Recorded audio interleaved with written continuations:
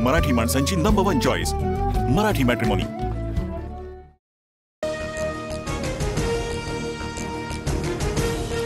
कृषी मंत्री माणिकराव कोकाटे आज उपमुख्यमंत्री अजित पवारांना भेटण्याची शक्यता। कोकाटेंसोबतच्या भेटीनंतर अजितदादा फडणवीसांशी चर्चा करणार।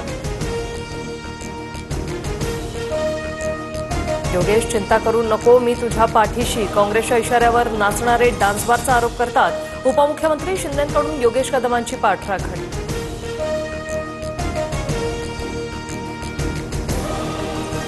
शिंदेंच्या मंत्र्यांना बदनाम करण्याचा डाव, रामदास कदमांचा आरोप। सभागृहात योगेश कदमांवर आरोप करताना कोण मॅनेज झालं का, असाही सवाल।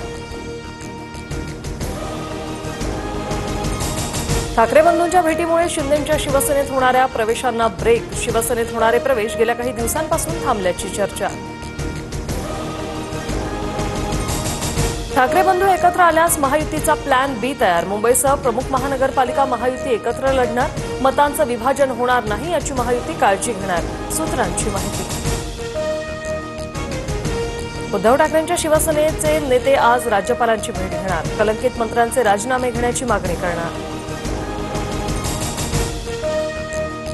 अंजली दमानियांकडून सूरज चव्हाणांवर मानहानीचा दावा दाखल, वांद्रे कोर्टात सुनावणी। सूरज चव्हाणांना अद्दल घडवणार दमानिया आक्रमक। उद्धव ठाकरेंच्या वाढदिवसानिमित्त राज ठाकरेंची पोस्टमध्ये राज ठाकरेंकडून उद्धव ठाकरेंचा शिवसेना पक्षप्रमुख असा उल्लेख। राज ठाकरे शुभेच्छा द्यायला गेले त्यात राजकारण आणायची गरज नाही, मुख्यमंत्री फडणवीसांची प्रतिक्रिया। नेत्यांच्या मनात ते महाराष्ट्राच्या मनात म्हणणं चुकीचं, मुख्यमंत्र्यांचं विधान। संग्राम कधी कधी बोलताना घसरतो। अहिल्यानगरमध्ये उपमुख्यमंत्री अजित पवारांनी संग्राम जगतापांचे कान टोचले। संग्राम जगतापांनी घेतलेल्या हिंदुत्वाच्या भूमिकेनंतर टोचले कान। पहलगाम हल्ला आणि ऑपरेशन सिंदूरवर संसदेत आज 12 वाजता चर्चा। राष्ट्रीय सुरक्षा परराष्ट्र धोरणावरून विरोधक सत्ताधाऱ्यांना घेरणार, तर उद्या राज्यसभेत चर्चा होणार। मनपा निवडणुकीआधी काँग्रेसला धक्का, कैलास गोरंट्याल, सुरेश वरपुडकर उद्या भाजपात प्रवेश करणार। मराठवाड्यात भाजपची संघटनात्मक ताकद वाढवण्याचा प्रयत्न। कायद्यावर आणि पोलीस यंत्रणेवर माझा पूर्ण विश्वास, योग्य वेळी सत्य बाहेर येईल। पुण्यातील रेव पार्टी प्रकरणावरून रोहिणी खडसेंचं ट्विट। फडणवीसांच्या वाढदिवसानिमित्त मुख्यमंत्री सहाय्यता निधीत 2.5 कोटींची मदत। राज्यभरातून 78,313 रक्तबाटल्या जमा।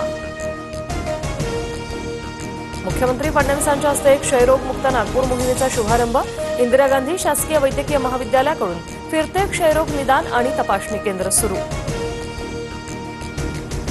छत्रपती शिवाजी महाराजांच्या पराक्रमाची गाथा महाराष्ट्रातील किल्ल्यांमध्ये आजही घुमते। युनेस्कोने 12 किल्ल्यांना जागतिक वारसा स्थळ म्हणून मान्यता दिल्याबद्दल मोदींकडून आनंद व्यक्त।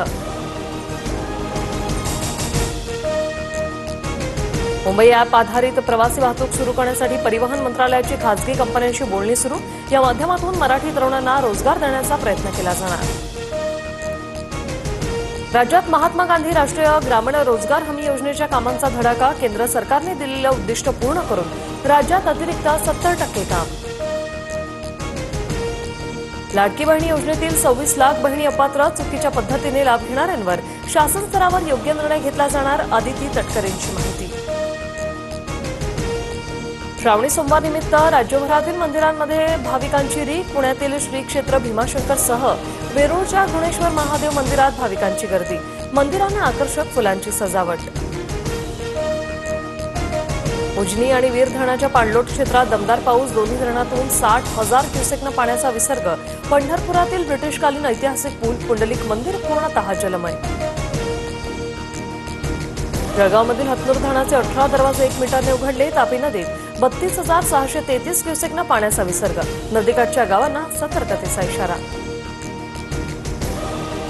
गोंदिया जिल्ह्यात मुसळधार पाऊस, 364 घरांचं नुकसान, तर सालेकसामध्ये घर पडल्याने 1 महिला जखमी। हजारो हेक्टर शेती पाण्याखाली। विदर्भ, मध्य महाराष्ट्रासह कोकणात पावसाचा जोर कायम। भीमा, पंचगंगा, कृष्णा नदींच्या पाणी पातळीत मोठी वाढ। राज्यातील धरणांमधील जलसाठा 68%वर।